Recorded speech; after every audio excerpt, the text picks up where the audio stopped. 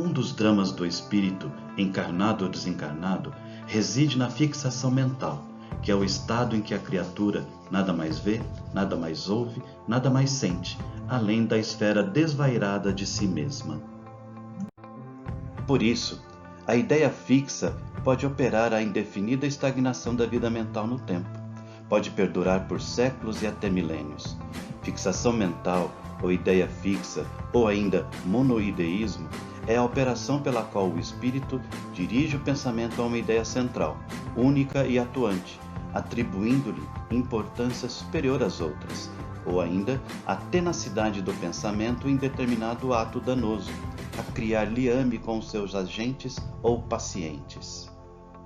Martins Peralva, em seu livro Estudando a Mediunidade, nos diz o seguinte: o espírito isola-se do mundo externo, passando a vibrar unicamente ao redor do próprio desequilíbrio, cristalizando-se.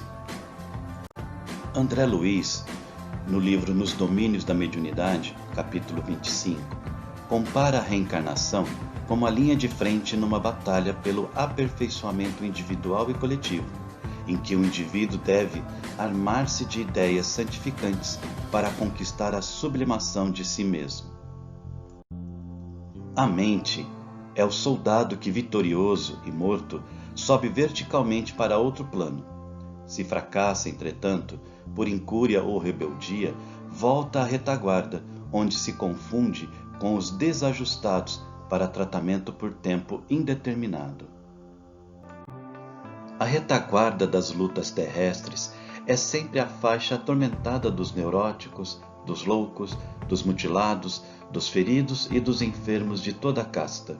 Sabe-se que qualquer perturbação interior de grandes proporções, como paixões ou desânimos, crueldade ou vingança, ciúme ou desespero, pode imobilizar por tempo indefinido nas sombras toda criatura que se rebela contra o progresso para o bem.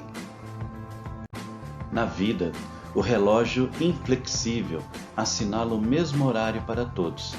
Entretanto, o tempo é leve para os que triunfam e pesado para os que perderam. Com os vencedores, os dias são felicidade e louvor, e com os vencidos são amarguras e lágrimas. Quando não nos desvencilhamos dos pensamentos de flagelação e derrota, através do trabalho constante pela nossa renovação e progresso, transformamo-nos em fantasmas de aflição e desalento, mutilados em nossas melhores esperanças ou encafurnados em nossas chagas íntimas. E quando a morte nos surpreende nessas condições, acentuando-se-nos então a experiência subjetiva, se a alma não se dispõe ao esforço heróico da suprema renúncia, com facilidade emaranha-se nos problemas da fixação, atravessando anos e anos, e por vezes séculos, na repetição de reminiscências desagradáveis, das quais se nutre e vive.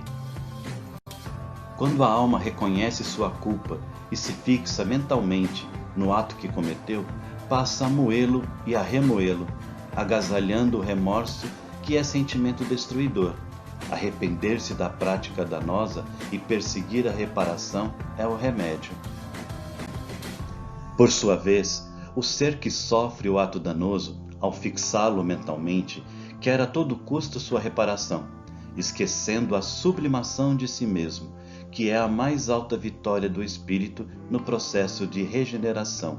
Com isso, imobiliza-se no tempo. Quando não nos esforçamos por superar a câmara lenta da angústia, a ideia aflitiva ou obcecante nos corrói a vida mental, levando-nos à fixação. Chegados a essa fase, o tempo como que se cristaliza dentro de nós, porque passamos a gravitar, em espírito, em torno do ponto nevrálgico de nosso desajuste. Em Gênesis capítulo 6, item 2, encontramos a seguinte afirmação: o tempo é a sucessão das coisas, é ligado à eternidade, do mesmo modo que essas coisas são ligadas ao infinito. E no caso da ideia fixa no mesmo ato, não ocorre sucessão, razão porque parece ao espírito não correr o tempo. O apóstolo Paulo, em sua epístola aos Filipenses, adverte o homem da necessidade de esquecer o que fica para trás, avançando para o que está adiante, porque só assim progride.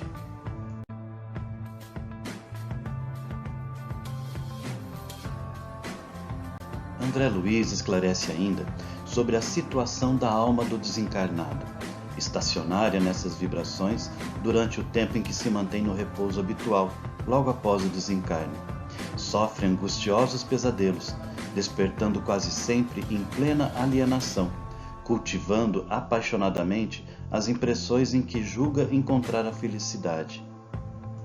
André Luiz complementa que muitas dessas almas, entendendo por fim sua situação, buscam a regeneração por si mesmas, e outras acordam para as responsabilidades nas tarefas de assistência, buscando o próprio reajuste. Ajudam os que as ajudam e regressam ao bom combate, acomodando-se aos serviços que lhes são possíveis desempenhar. Outras ainda, recalcitrantes e inconformadas, são constrangidas com amor a retornar ao corpo físico para que se desvencilhe da estagnação na qual se encontram. A experiência no corpo de carne, em posição difícil, é semelhante a um choque de longa duração, em que a alma é convidada a restabelecer-se. Para isso, espíritos encarnados, afeiçoados à interessada, concorrem, asilando-a no templo familiar. A reencarnação em tais circunstâncias é o mesmo que conduzir o doente inerte a certa máquina de fricção para o necessário despertamento. Intimamente justaposta no campo celular, a alma é a feliz prisioneira do equipamento físico, no qual influencia o mundo atômico e é por ele influenciada, sofrendo os atritos que lhe objetivam a recuperação. Reencarnadas, na maior parte das vezes, é lento o soerguimento dessas criaturas. Exemplo disso são os retardados, que só o amor extremado dos pais e familiares consegue infundir-lhes calor e vitalidade. Outros exemplos são os esquizofrênicos e os paranoicos, que perderam o senso das proporções, situando-se com o falso conceito de si mesmo. Quase todas as perturbações congeniais da mente, na criatura reencarnada, dizem respeito a fixações que lhe antecederam a volta ao mundo. Espíritos enleados nesses dilemas seguem em recuperação gradativa, através das terapêuticas humanas e das exigências domésticas, dos costumes sociais, daí retirando as vantagens indispensáveis à cura das psicoses de que são portadores.